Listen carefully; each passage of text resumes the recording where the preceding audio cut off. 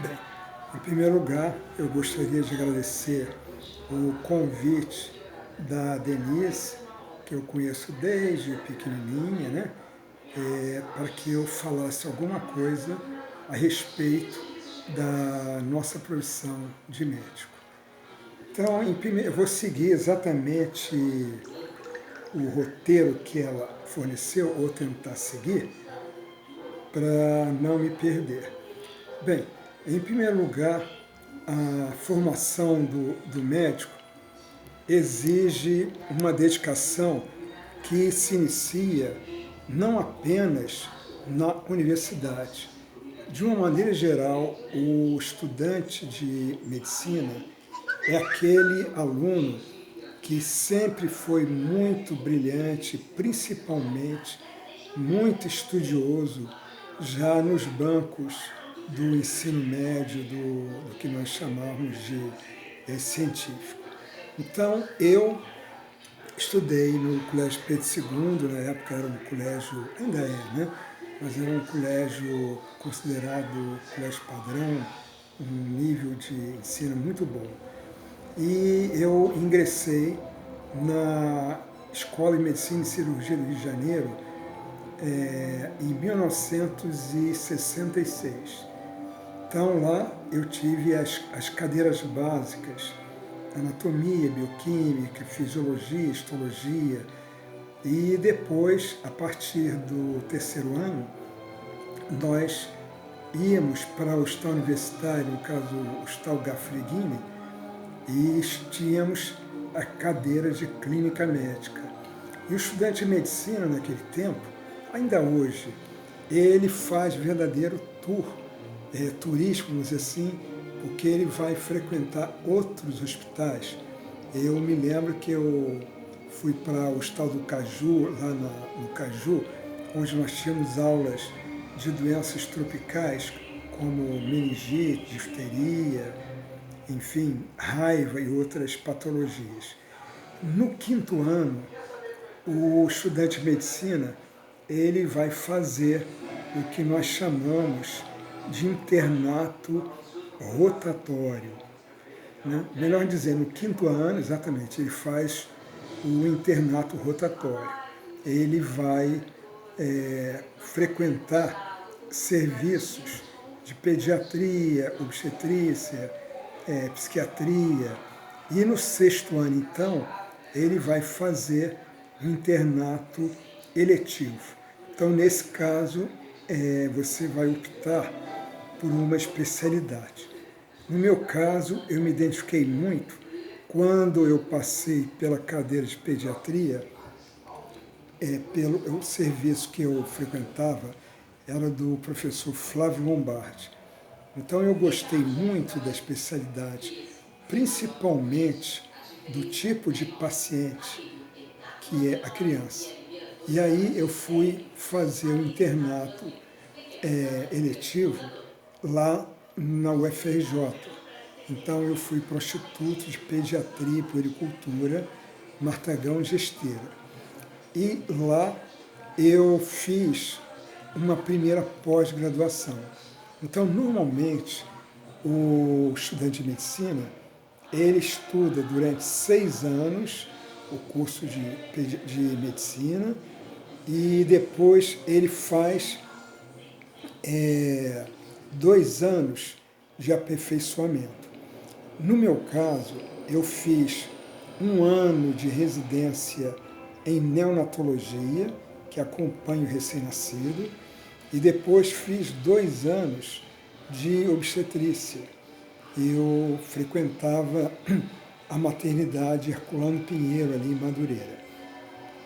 Junto com isso, eu ainda fazia a pós-graduação lá na UFRJ. Depois de 3 anos, quer dizer, além dos 2 anos, eu ainda permaneci mais 1 ano lá no UFRJ. Em 87, eu retornei ao Fundão e lá eu fiquei até 98.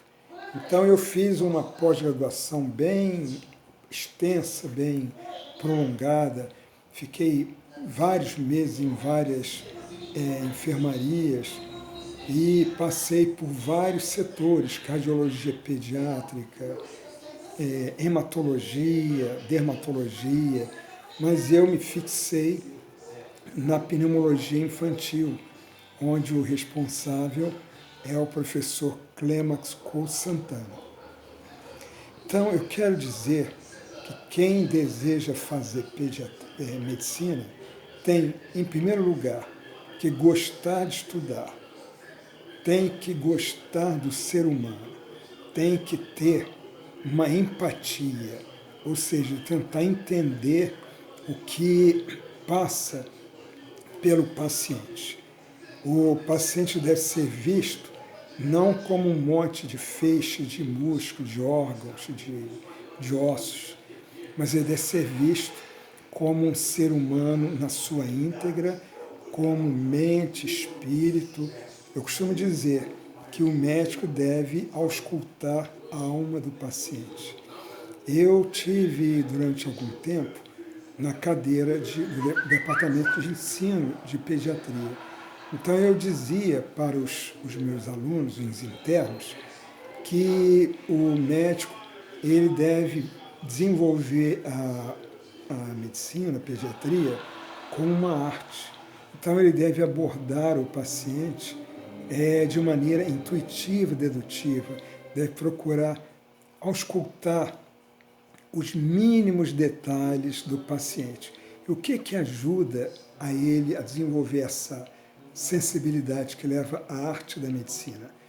Em primeiro lugar, ele se dedicar muito ao estudo técnico, né?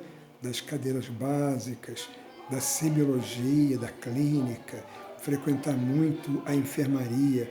Mas ele, por incrível que pareça, deve ter um olhar bem mais amplo, deve se dedicar, por exemplo, à literatura, deve se dedicar à música. Por quê?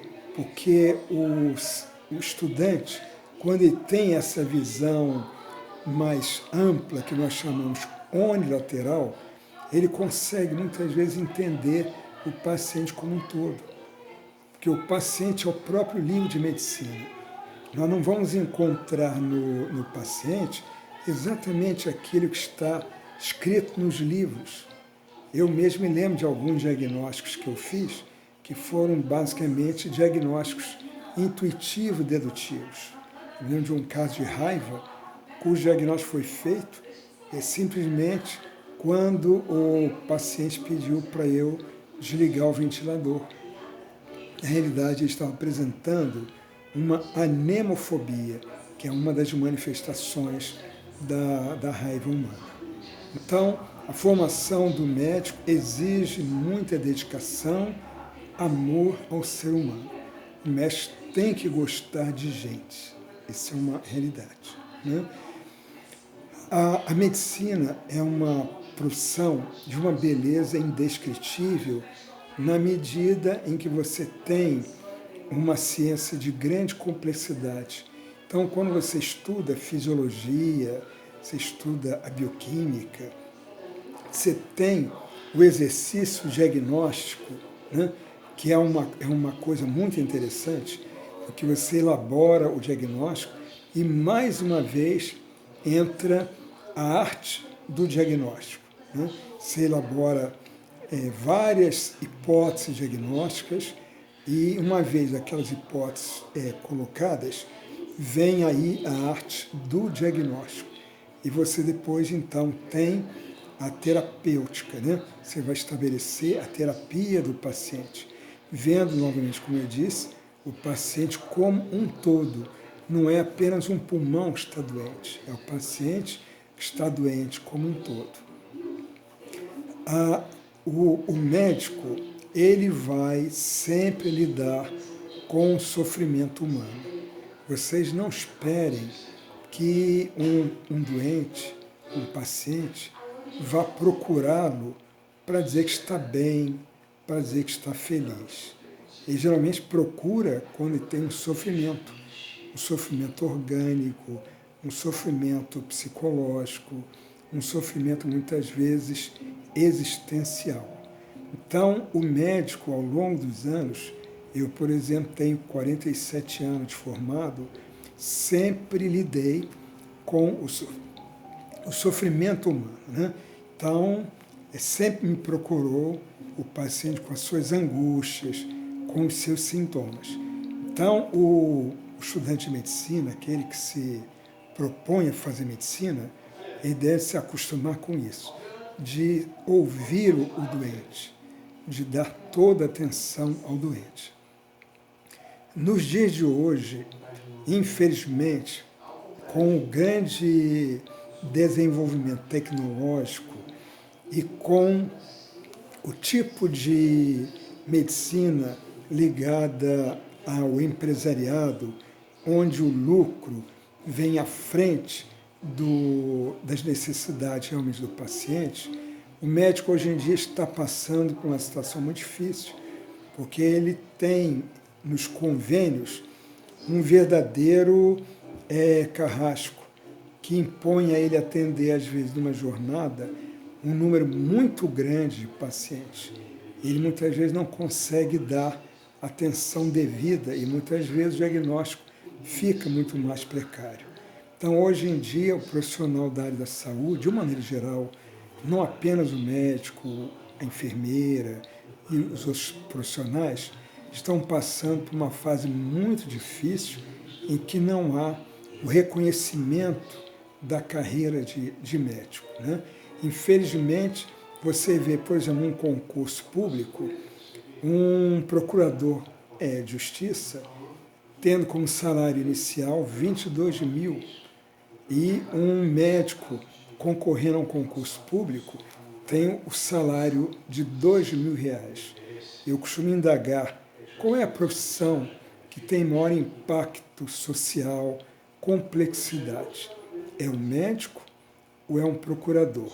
No mínimo, eu diria que as duas profissões têm igual valor, né?